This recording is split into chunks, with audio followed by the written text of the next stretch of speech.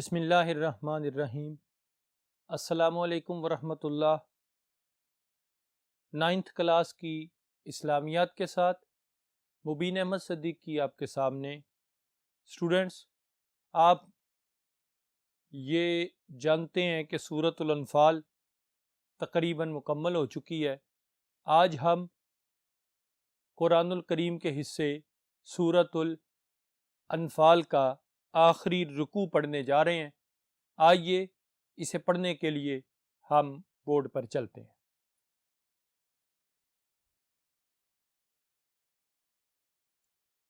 Students, آج ہمارا القرآن الکریم کے حصے کا آخری لیکچر ہے۔ حصہ اول سورۃ الانفال پر مشتمل تھا اور آج ہم اس کا آخری رکوع پڑھنے جا رہے ہیں۔ آیت نمبر 70 سے لے کے آیت نمبر 75 تک آج ہم نے پڑھنا ہے۔ آئیے اس کا آغاز کرتے ہیں۔ گزشتہ رکوع میں ہم نے دیکھا تھا کہ نبی کریم صلی اللہ تعالیٰ علیہ وآلہ وسلم کی بارگاہ میں قیدی موجود ہیں اور قیدیوں سے فدیہ لیا گیا ہے اور ان سے یہ کہا گیا ہے کہ بھئی آپ فدیہ دیں، اور اگر کوئی فدیہ نہیں دے سکتا تو پھر کیا نتیجہ ہے؟ 10 مسلمان بچوں کو پڑھنا لکھنا سکھائے، پھر آزاد ہے۔ یہیں سے بات شروع کی اللہ کریم نے نیکسٹ رکوع میں۔ ارشاد فرمایا، اعوذ باللہ من الشیطان الرجیم، بسم اللہ الرحمن الرحیم، یا ایہا النبی قل لمن فی ایدیکم من الاسریٰ، اے پیغمبر، اے محبوب نبی صلی اللہ تعالی علیہ وآلہ وسلم، جو قیدی آپ کے ہاتھ میں گرفتار ہیں آپ ان سے فرما دیجئے، جو قیدی آپ کی بارگاہ میں لائے گئے ہیں نا، آپ ان سے ارشاد فرما دیجئے، ان یعلم اللہ فی قلوبکم خیرا یؤتکم خیرا مما اخذ منکم، آپ ان سے فرما دیجئے کہ اگر خدا تعالی تمہارے دلوں میں نیکی دیکھے گا تو پھر جو مال تم سے چھین گیا ہے اس سے بہتر تمہیں عطا فرما دیا جائے گا، وَيَغْفِرْ لَكُمْ، اور تمہارے گناہ بھی معاف کر دیے جائیں گے، وَيَغْفِرْ لَكُمْ، اور تمہیں معاف کر دیا جائے گا، وَاللَّهُ غَفُورٌ الرحیم، اور اللہ تعالیٰ بخشنے والا اور مہربان ہے۔ جب نبی کریم صلی اللہ علیہ وسلم کی بارگاہ میں قیدی لائے جاتے ہیں تو ان قیدیوں سے فدیہ لیا جاتا ہے۔ ان قیدیوں میں حضرت عباس رضی اللہ تعالیٰ عنہ بھی شامل ہیں، جو کہ نبی کریم صلی اللہ تعالیٰ علیہ وآلہ وسلم کے چچا ہیں۔ حضرت عباس کو نبی کریم صلی اللہ علیہ وسلم نے فرمایا، چچا جان فدیہ دو، تو حضرت عباس رضی اللہ تعالیٰ عنہ نے عرض کیا، آپ نے فرمایا کہ بات یہ ہے میں فدیہ کیسے دوں، میرے پاس تو کچھ بھی نہیں، میرے پاس مال و دولت نہیں، میں کس چیز کا فدیہ دوں؟ تو پھر حضرت عباس کو نبی کریم صلی اللہ علیہ وسلم نے یاد دلایا، کیا چچا جان یاد کریں کہ جب چچی جان سے آپ مشورہ کر رہے تھے اور مشورہ کرنے کے بعد آپ نے سونا چچی جان کو دیا اور کہا کہ اگر میں اس جنگ میں اس سفر میں مارا جاتا ہوں تو پھر یہ سونا اس درخت کی جڑ سے نکال کے میرے بچوں کی تعلیم و تربیت پر خرچ کرنا۔ حضرت عباس یہ دیکھ کر حیران ہوئے، کہنے لگے یہ تو وہ بات ہے جس کا یا مجھے علم تھا یا میری بیگم کو علم تھا، اس کے علاوہ کوئی اور جانتا ہی نہ تھا۔ تو نبی کریم صلی اللہ علیہ وسلم سے عرض کرتے ہیں، میں مان گیا کہ آپ کو اللہ تعالیٰ نے سچا رسول بنا کر بھیجا ہے، کیونکہ آپ غیب کی خبریں دینے والے سچے نبی ہیں۔ کلمہ پڑھ کر مسلمان ہوئے، حضرت عباس سے فدیہ لیا گیا۔ ان قیدیوں سے جن سے فدیہ لیا گیا تھا یہ بات بیان فرمائی اللہ تعالیٰ نے، اگر تمہارے دلوں میں نیکی ہوئی، اللہ تعالیٰ نے نیکی دیکھی تو پھر اللہ تعالیٰ اس سے بہتر تمہیں عطا کرے گا جو تم سے لے لیا گیا ہے۔ یعنی اللہ تعالیٰ کسی کا احسان رکھتا نہیں، یہ فدیہ تم نے راہ خدا میں دیا ہے اور اللہ اس سے بہتر تمہیں دے گا، دنیا میں بھی عطا کرے گا، آخرت میں بھی عطا کرے گا۔ وَإِن يُرِيدُوا خِيَانَتَكَ فَقَدْ خَانُوا اللَّهَ مِن قَبْلُ، آگے ارشاد فرمایا اور اگر یہ لوگ آپ سے دغا کرنا چاہیں گے تو یہ پہلے ہی خزاع سے دغا کر چکے ہیں۔ معنی کیا ہے؟ یہ اگر آپ کو دھوکہ دیں گے نا تو انہوں نے تو پہلے بھی وعدہ خلافی کی ہے اللہ تعالیٰ سے۔ فَأَمْكَنَ مِنْهُمْ، تو اللہ تعالیٰ نے ان کو تمہارے قبضے میں دے دیا ہے۔ وَاللَّهُ عَلِيمٌ حکیم، بے شک اللہ تعالیٰ علم والا بھی ہے اور حکمت والا بھی ہے۔ ان الذین آمنوا وہاجروا وجاہدوا باموالہم وانفسہم فی سبیل اللہ، بے شک وہ لوگ جو ایمان لائے اور وطن سے ہجرت کر گئے اور خدا کی راہ میں اپنے مال اور جان سے لڑے، والذین آووا ونصروا، اور جنہوں نے ان ہجرت کرنے والوں کو جگہ دی اور ان کی مدد کی، اولئک بعضهم اولیاء بعض، وہ آپس میں ایک دوسرے کے رفیق ہیں، وہ آپس میں ایک دوسرے کے دوست ہیں۔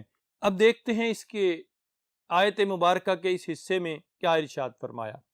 وہ لوگ کہ جو ایمان بھی حضور پہ لے آئے تھے، ایمان لانے کے بعد نبی کریم صلی اللہ علیہ وسلم کے ساتھ انہوں نے ہجرت بھی کر لی تھی، مکہ سے مدینہ آ گئے تھے، اور وہ لوگ کہ جنہوں نے ان مدینہ آنے والوں کو جگہ دی تھی، اس سے مراد انصار مدینہ ہے۔ آنے والے جو حضور کے ساتھ ہیں وہ مہاجرین مکہ ہیں۔ اب فرمایا یہ دونوں ایک دوسرے کے دوست ہیں، رفیق ہیں، ساتھی ہیں۔ اب جب یہ ایک دوسرے کے دوست ہیں، آپ کو یاد ہوگا مواخات مدینہ میں نبی کریم صلی اللہ علیہ وسلم نے ہر انصار صحابی کو ایک ایک مہاجر صحابی کا بھائی بھائی بنایا تھا۔ یہی نشانی بیان کی جا رہی ہے کہ یہ ایک دوسرے کے دوست ہیں، ایک دوسرے کے رفیق ہیں۔ والذین آمنوا ولم یہاجروا ما لکم من ولایتہم من شیء حتی یہاجروا، ذرا غور کیجئے گا، اور جو لوگ ایمان تو لے آئے لیکن انہوں نے ہجرت نہیں کی، تو جب تک وہ ہجرت نہ کر لیں تو آپ کو ان کی رفاقت سے کچھ سروکار نہیں۔ یعنی وہ لوگ جو ایمان لے آئے تھے لیکن مکہ میں ہی رہ پڑے، ہجرت کر کے مدینہ نہیں آئے، مکہ میں رہ پڑے۔ وجہ کیا تھی؟ انہیں اپنی جائیداد، اپنا مال، یہ سب چیزیں عزیز تھیں، اس لیے وہاں رہ گئے۔ اب ان کی دوستی سے آپ کو کوئی تعلق نہیں۔ انہیں چاہیے تھا کہ وہ مال و اسباب کی، خاندان کی پرواہ نہ کرتے، جب حضور کا حکم ہوا وہاں سے چھوڑ کر آ جاتے۔ اس لیے جب تک وہ ہجرت نہیں کریں گے آپ نے ان سے کوئی دوستی نہیں رکھنی۔ ایک بات ضرور ہے، وہ کیا ہے؟ وَإِنِ اسْتَنْصَرُوكُمْ فِي الدِّينِ فَعَلَيْكُمُ النَّصْرُ، تو اگر وہ دین کے معاملے میں آپ سے مدد مانگیں گے تو پھر تم ضرور ان کو مدد دینا، یعنی ان کی ضرور مدد کرنا۔ إِلَّا عَلَىٰ قَوْمٍ بَيْنَكُمْ وَبَيْنَهُمْ مِيثَاقٌ، ہاں ان لوگوں کی مدد نہیں کرنی ان کے مقابلے میں کہ بینکم و بینہم میثاق، اس قوم کے خلاف کہ جس کے درمیان تمہارے ساتھ معاہدہ ہو گیا ہے۔ یعنی اگر اس علاقے کے لوگوں نے آپ کے ساتھ معاہدہ کیا ہوا ہے تو وہاں کے مسلمانوں کی مدد آپ نے نہیں کرنی، جب تک وہ معاہدہ موجود ہے، معاہدہ قائم ہے، آپ نے معاہدے کو پورا کرنا ہے۔ واللہ بما تعملون بصیر، اور اللہ تعالیٰ تمہارے سب کاموں کو دیکھ رہا ہے۔ والذین کفروا بعضهم اولیاء بعض، اور جو کافر ہیں وہ بھی ایک دوسرے کے دوست ہیں، وہ بھی ایک دوسرے کے رفیق ہیں۔ الا تفعلوہ تکن فتنۃ فی الارض وفساد کبیر، اور جان لے، اچھی طرح جان لو مومنو کہ اگر تم یہ کام نہ کرو گے تو ملک میں فتنہ پیدا ہو جائے گا اور بہت بڑا فساد مچے گا۔ یعنی یہ اصول تمہیں بتا رہے ہیں، اگر ان اصولوں پر تم نے عمل نہیں کیا تو زمین میں فساد پیدا ہو جائے گا، فتنہ پیدا ہو جائے گا۔ اور یاد رکھو ایک جگہ پہ اللہ تعالیٰ نے فرمایا تھا الفتنۃ اشد من القتل، کہ فساد اور فتنہ جو ہے وہ قتل سے زیادہ شدید تر ہوتا ہے۔ والذین آمنوا وہاجروا وجاہدوا فی سبیل اللہ والذین آووا ونصروا اولئک هم المؤمنون حقا۔ اب شان بیان فرمائی پھر مہاجرین اور انصار کی، کہ جو لوگ ایمان لائے اور وطن سے ہجرت کر گئے اور خدا کی راہ میں لڑائیاں کرتے رہے یعنی جہاد کرتے رہے، اور جنہوں نے ہجرت کرنے والوں کو جگہ دی یعنی انصار مدینہ، اور ان کی مدد کی، یہی لوگ سچے مسلمان ہیں۔ لہم مغفرتم ورزق کریم، آگے فرمایا ان کے لیے اللہ تعالیٰ کے ہاں بخشش بھی ہے، اللہ انہیں بخش بھی دے گا، ورزق کریم، اور عزت کی روزی بھی ہے۔ والذین آمنوا من بعد وہاجروا وجاہدوا معکم، اور جو لوگ ایمان لے آئے بعد میں اور وطن سے ہجرت کر گئے اور تمہارے ساتھ ہو کر جہاد کرتے رہے، فاولئک منکم، وہ بھی تم ہی میں سے ہیں، یعنی ان کا تعلق بھی تمہارے ساتھ ہو گیا ہے۔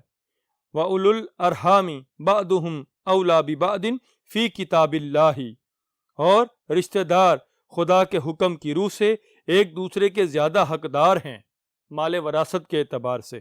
ان اللہ بکل شیء علیم، بے شک اللہ تعالی ہر چیز کو جاننے والا ہے۔ اسٹوڈنٹس، یہ ہمارا رکوع کمپلیٹ ہو گیا، اور آج ہماری سورۃ الانفال بھی مکمل ہو چکی ہے۔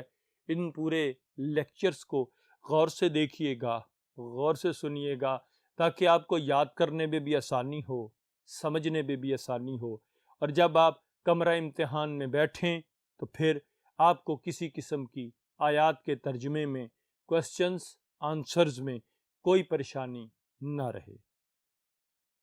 یہ حصہ اول القرآن الکریم آج مکمل ہو گیا۔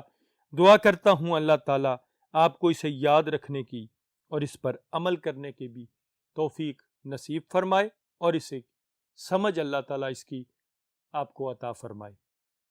نیکسٹ الجزء ثانی احادیث مبارکہ سے پھر حاضر ہوں گے، تب تک کے لیے اللہ حافظ۔